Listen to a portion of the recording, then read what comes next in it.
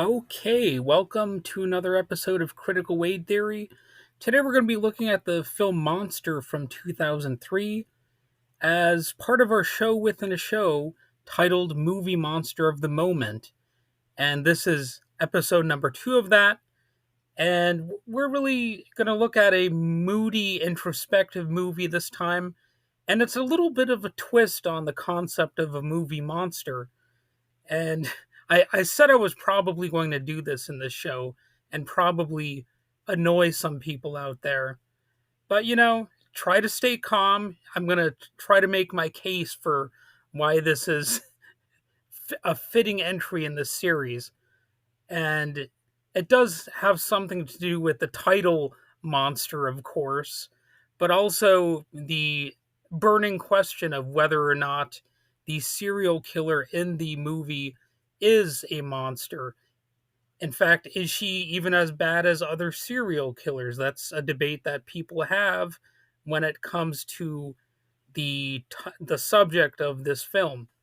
So we're really going to be looking at a reality check here, I suppose you might say, because that's what this slice of cinema has to offer.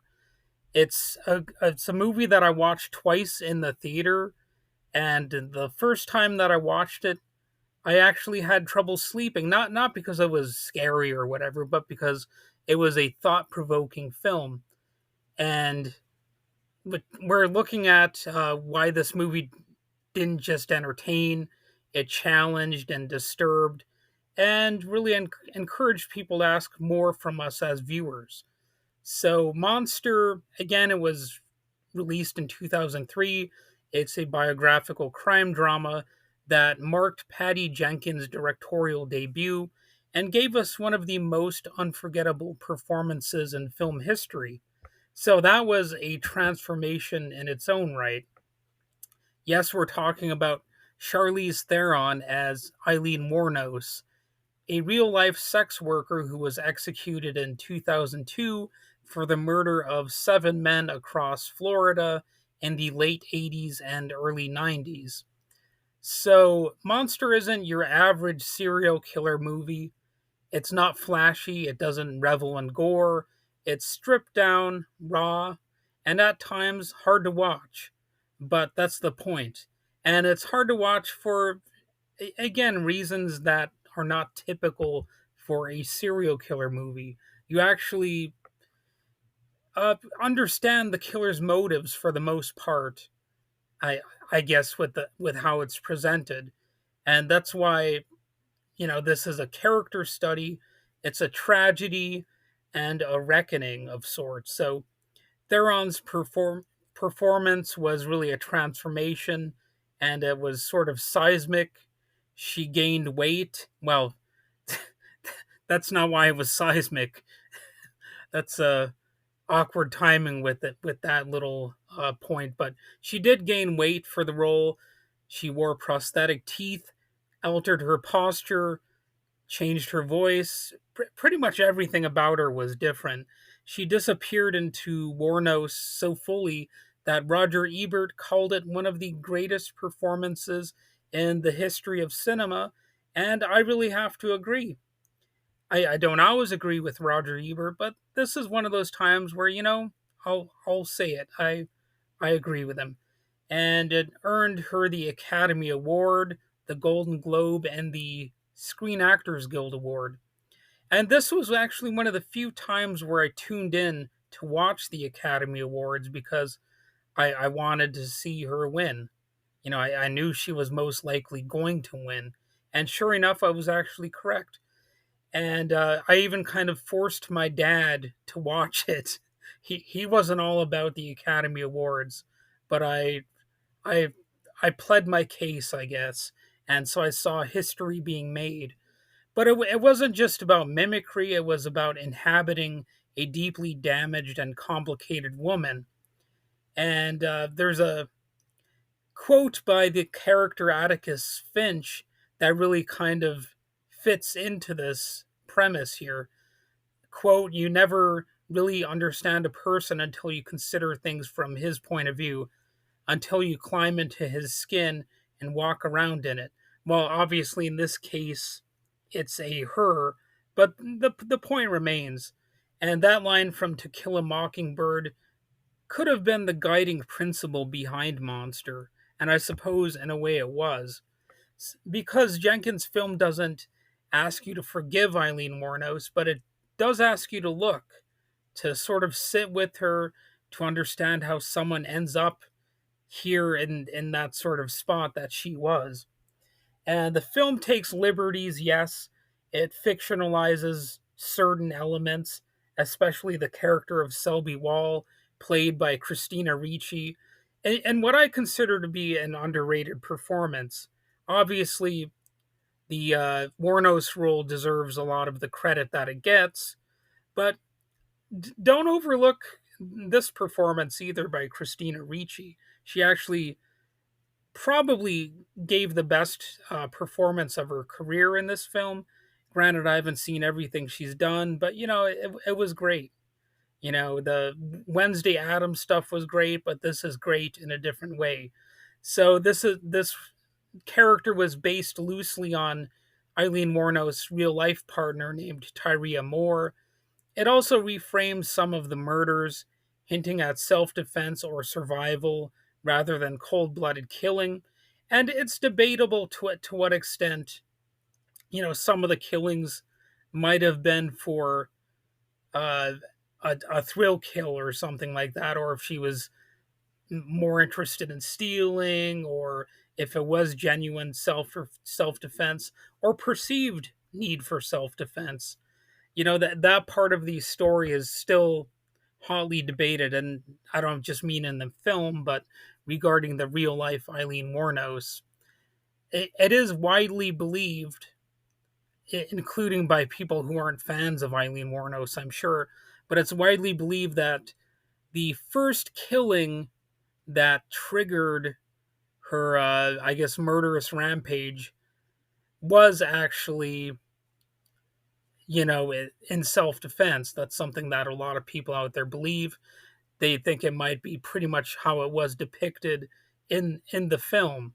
So that's one interesting aspect of the story. Was she doing this in cold blood, or were at least some of the killings a little bit more complex in their character? And that sparked plenty of criticism too. Some say the film softens Warno, simplifies her motives, or sidesteps the full brutality of her crimes, and all that sort of stuff. Others see it as sort of a radical feminist film, and one that shines a light on the violence done to women and the violence they sometimes unleash in return. It doesn't glorify her, at least in my opinion, but it doesn't write her off either. And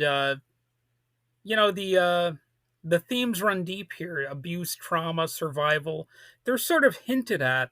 It's not really a deep dive into her past, but we do get little moments, little sort of clips of the troubles that she experienced when she was younger. And other themes, of course, include love, identity, and moral ambiguity, the cycle of poverty, the way the criminal justice system treats women on the margins, especially those who refuse to play by its rules. And Mornos wasn't just a killer, she was also a product of lifelong abuse, homeless by 15, selling sex to survive. Her life was violence before she ever pulled a trigger. So that's one of the complex questions that this movie encourages people to ask.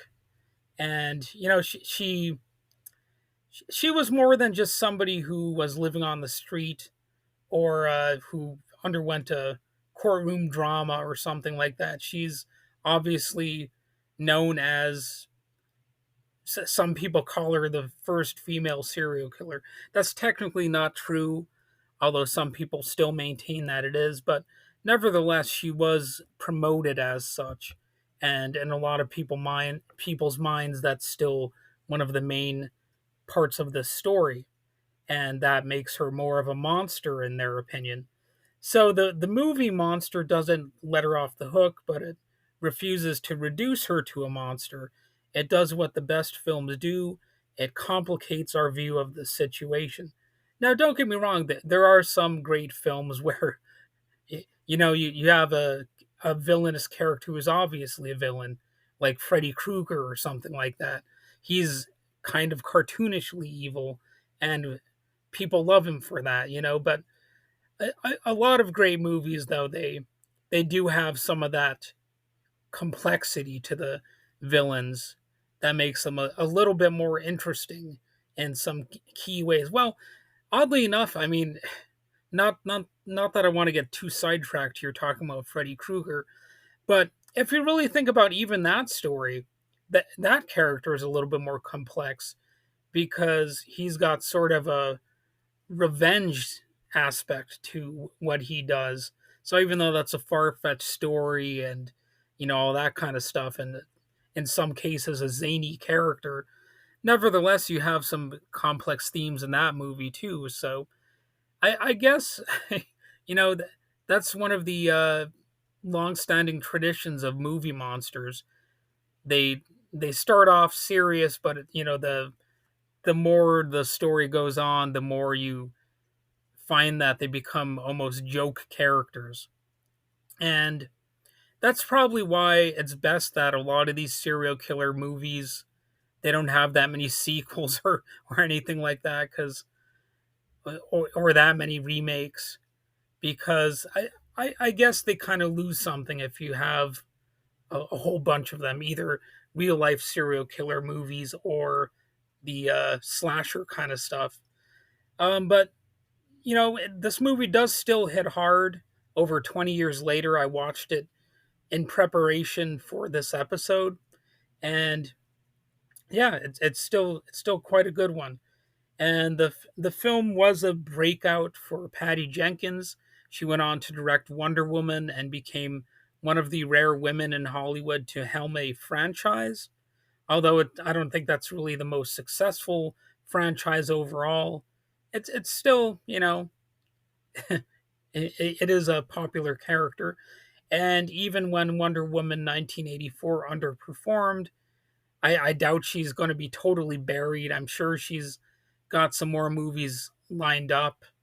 And I guess we'll have to stay tuned to see what Patty Jenkins has in store. It's wild to think that this story, brutal, messy, unflinching as it is, launched a major career and helped redefine Charlize Theron as a serious character actor. Wait, I meant to say actor, not character actor. Uh, but anyway, uh, it makes sense because Monster wasn't built to be easy; it was built to be true. And if you want a good companion piece to this movie, watch the Nick Broomfield documentary, which is titled, I believe, Life and Death of a Serial Killer, or Eileen, Life and Death of a Serial Killer.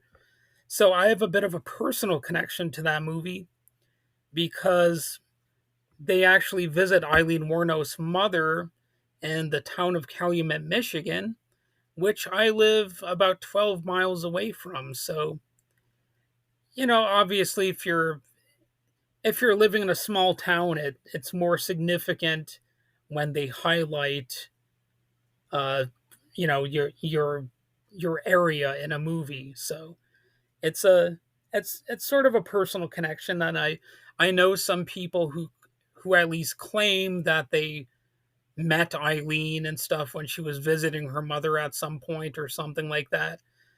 I don't know if that's true, if they actually did visit her. Well, one person that I used to work with, he claimed that one of his friends had sex with her.